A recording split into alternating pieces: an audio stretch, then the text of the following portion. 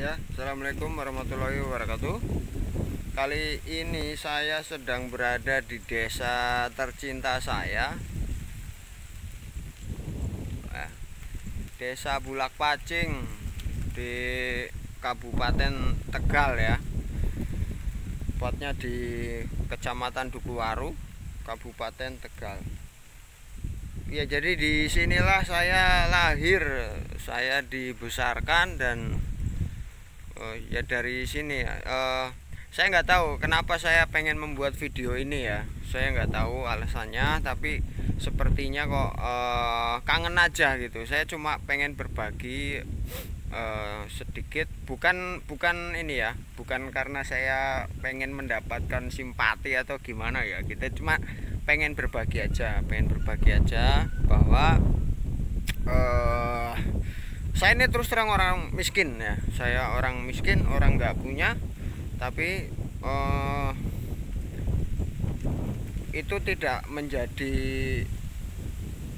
masalah, tidak menjadi halangan bagi saya untuk berbuat sesuatu demi apa ya namanya, orang banyak gitulah. Ya contohnya di pertemanan itu ya, saya jadi ketua gitu kan. Saya jadi ketua, padahal latar belakang saya itu sebenarnya nggak pantas untuk menjadi ketua. Seperti saya cuma lulusan SD kayak gitu kan, nggak pantas banget lah, nggak pantas banget menjadi ketua. Tapi ya itulah namanya kehidupan ya. Kita nggak bisa memilih, semua sudah digariskan mungkin. Makanya saya menjadi ketua di pertemanan ini ya. Sedikit banyak beban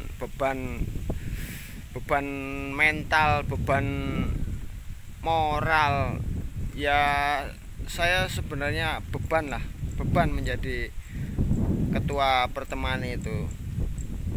Tapi ya mau gimana lagi, nggak ada yang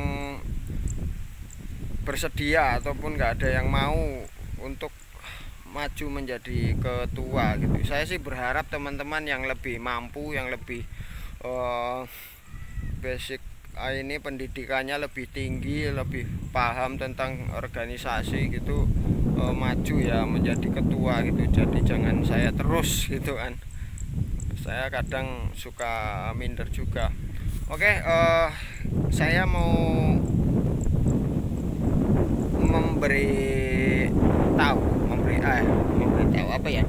Saya ingin menunjukkan rumah tercinta, rumah tempat saya dilahirkan dan dibesarkan di sini ya. Sekarang sudah tidak dihuni lagi karena semenjak bapak saya meninggal, rumah ini udah seperti rumah hantu kosong gitu ya, sudah lapuk. Dan emak tinggal di rumah almarhum paman saya gitu ya. Iya, jadi inilah rumah saya, rumah warisan dari nenek yang ditempati oleh bapak dan ibu saya pada waktu itu. Dan saya besar di sini, lahir di sini.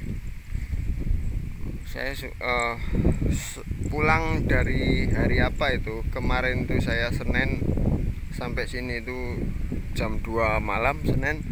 Sampai sekarang belum nengokin rumah. Dan ini sekarang sudah nggak dihuni ya, sudah nggak dihuni karena ibu saya tinggal di rumah paman saya. Karena rumah ini sudah kondisinya itu sudah tidak layak untuk ditempati, udah mengerikan lah, udah mau rubuh. Ini kebun samping itu, tadinya di belakang ada kandang ayam ya. Waktu almarhum bapak saya masih hidup, pelihara ayam cemani di belakang kandang. Di sini teman-teman dari ayam hias yang sudah pernah ke sini itu satu Mas, baru 3 orang ya, baru 3 orang. Yang satu Mas Rijal DS yang orang Tegal itu. Kemudian Pak Sultan orang Cemani sama Pak Dedi. Beliau-beliau ini udah pernah kemari main ke saya pada waktu itu bapak saya masih hidup. Kita coba masuk ya.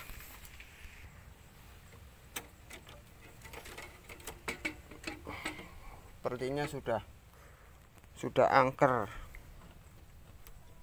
Bismillahirrahmanirrahim. Keras. Assalamualaikum.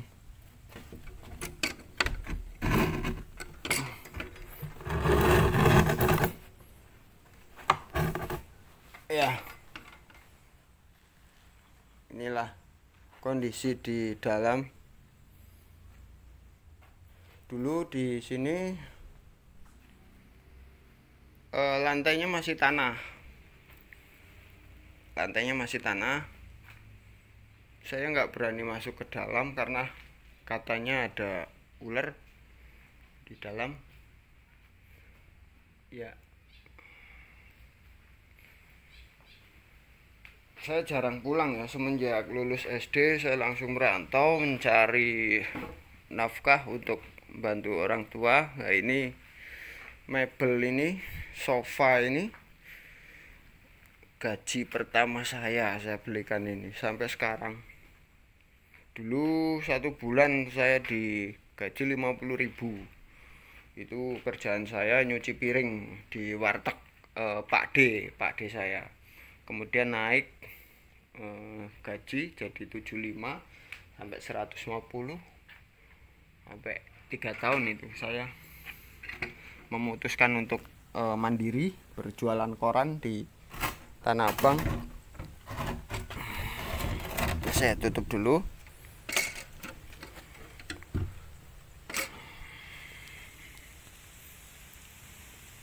Ya seperti inilah guys. Jadi bisa dibayangkan bagaimana dulu saya hidup di sini. Itu sangat apa ya? Saya setiap sekolah itu kalau jam-jam istirahat itu saya pulang dari sekolah, karena biasanya kalau pagi itu nggak sarapan. Istirahat saya pulang, saya ambil kadang daun pisang, kadang daun ganyong, ini ganyong ya, untuk ambil nasi makan. Jadi makan dari rumah, saya ngambil nasi, makan sambil jalan sampai ke sekolahan gitu. Ini jalanan sudah halus ya. Kita tidak punya sawah sih. Kalau punya sawah sih mending. Jadi emak bapak saya itu nggarap sawahnya paman tadinya. Ini sawah paman ini sebelah sini. Nah, cuman hasil panennya selalu tidak sesuai dengan harapan gitu. Ini pohon mangga ini yang nanam bapak. Ini dari biji. Terus itu ada pisang. Ya dulu di sini ditanamin cabai, singkong, kayak gitu ya. Kayak ini. Nah, ini saya nggak tahu kayu-kayu ini siapa yang motong-motongin, karena selama bapak saya meninggal sudah nggak ditempatin sebentar, tapi akhirnya mak pindah ke sana. Kalau dulu waktu bapak saya masih hidup itu memang rajin nyari kayu gitu untuk masak, soalnya ini nggak pakai kompor gas, gas. Jadi pakai pawon gitu loh, pakai tungku. Jadi bapak itu pasti ini kayu bakar. Tapi ini nggak tahu kayu bakarnya siapa ini. Siapa yang motong-motongin, siapa yang jemur, saya belum tahu ini kayu bakar siapa. Ini dulu rumah juga di sini, rumah wak saya almarhum semua, sudah tidak ada orangnya. Kemudian lah ini yang sekarang menjadi rumah gedong ini dulu, ini sampai sini, ini sampai sini, ini dulu tanahnya nenek ya. Nenek saya pernah cerita sama saya, dulu tanah ini cuman ditukar dengan beras 2 bruk. Bruk itu ini loh, apa, batok kelapa itu loh, batok kelapa itu ya, dua bruk itu ditukar, tanah segini ditukar 2 bruk beras. Itu dulu waktu nenek saya masih hidup, ibu saya masih kecil-kecil kayak gitu, anak-anaknya masih kecil gitu. Saya belum ada, tapi nenek suka cerita gitu. Tapi itu masa lalu ya. Jadi ini sebenarnya luas guys. Dulu enak itu, tembok belakang sudah miring. Enggak, saya posting begini, saya bikin video begini bukan maksud apa-apa, bukan ngarepin apa simpati atau orang supaya kasihan sama saya atau apa, itu bukan ya. Cuman ya siapa tahu saya bisa menjadikan pengalaman saya ini jadi motivasi buat teman-teman yang dari kalangan seperti saya gitu. Nggak usah minder, nggak usah gimana-gimana, kita tetap sesama manusia ya, sama-sama manusia. Jadi kadang mereka itu minder gitu loh, teman-teman saya itu minder kalau dalam bergaul. Ini pisangnya udah gede ya. Iya, jadi teman-teman saya yang di sini, yang satu teman main itu mereka minder, makanya di ayam hias ataupun di itu nggak ada itu teman sekampung saya. Dan kadang-kadang ada juga yang salah paham sama saya. Kadang orang miskin aja belagu kayak gitu. Apalagi kalau chatting apa, komen-komenan sama orang-orang luar gitu pakai bahasa Inggris, padahal saya cuman pakai translate. Saya punya pengalaman kemarin itu dari Kamboja, Rata ya, Rata Cemani Farm. Dia tuh video call sama saya, dia ngobrol pakai bahasa Inggris ya, saya enggak tahu. Saya bilang saya nggak ngerti bahasa Inggris, jadi chatting aja gitu. Kalau chatting itu saya bisa, karena saya pakai aplikasi translate ya. Jadi gini ya teman-teman ya, saya berasal dari keluarga yang seperti ini, jadi nggak heran. Makanya jangan heran kalau saya ini barbar gitu loh. Jangan gimana-gimana kalau saya ini nggak tahu apa-apa gitu ya. Memang latar belakangnya ya seperti ini ya. Itu jadi dimaklumin aja lah. Saya sih selalu berusaha untuk dalam segala hal itu saya selalu berusaha untuk bisa gitu loh, untuk bisa. Jadi untuk tahu, dan saya bodoh karena itu saya ingin pintar, saya harus rajin baca kan gitu. Jadi saya baca lama-kelamaan kan wawasan dan pengalaman yang ada di buku itu saya tahu gitu. Dan akhirnya ya seperti sekarang ini. Tuh, sekarang juga masih susah, belum nggak kaya tapi mending lah ya, mending. Nah, keinginan saya ini gini, ini rumah ini masih dibagi-bagi gitu. Oh, saya nggak mau bahas itulah. Pokoknya ini rumah masih bagi-bagi, belum haknya mak gitu ya. Kalau udah ini keluarga kita sih, kita bangun gitu mungkin ini. Tapi kakak saya udah saya nggak mau bahas masalah itu masih ribet.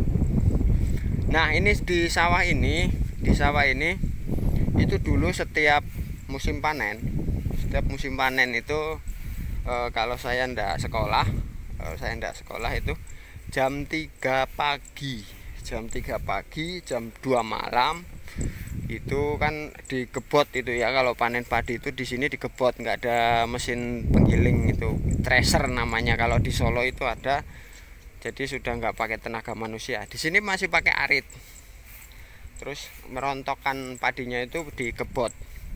Nah itu dilakukan dari jam 2 malam, jam 3 pagi gitu. 2 malam 3 pagi. Ya jadi saya setiap itu bantuin mak saya bawa oncor gitu. Walaupun di sawah nggak ngebot terus, saya malah tidur di tumpukan jerami itu. Mak saya yang ngebot sama bapak. Kemudian dari sawah karung-karung beras itu dipanggul. Bayangkan kalau posisi sawahnya di sana guys, jauh di sana. Itu gotong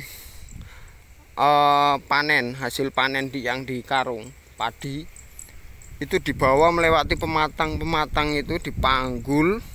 Kemudian akses jalan cuman ini.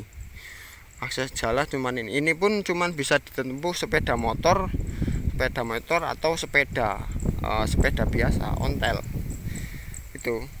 Jadi kalau panennya di sana mau dibawa ke rumah itu masya Allah itu. Bapak saya gotong. Saya dulu pernah waktu panen ya jagung, palawija waktu itu juga pernah bantuin gotong, nggak kuat ya.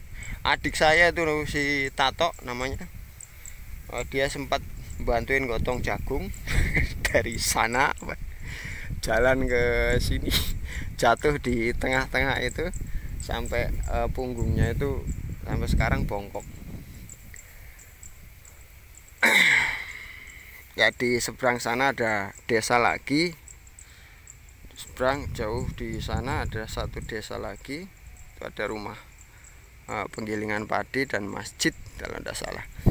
Itu desa Kalimesan. Ya oke. Sampai di sini saja ya teman-teman ya. Video saya bernostalgia, saya mau bernostalgia dengan rumah, dengan lingkungan, dengan situasi dan suasana di kampung halaman saya. Untuk ini saya mau bikin kopi, saya ngerokok sambil ngebayangin masa lalu saya waktu masih kecil itu syahdu. Oke ya, cukup. Wassalamualaikum warahmatullahi wabarakatuh.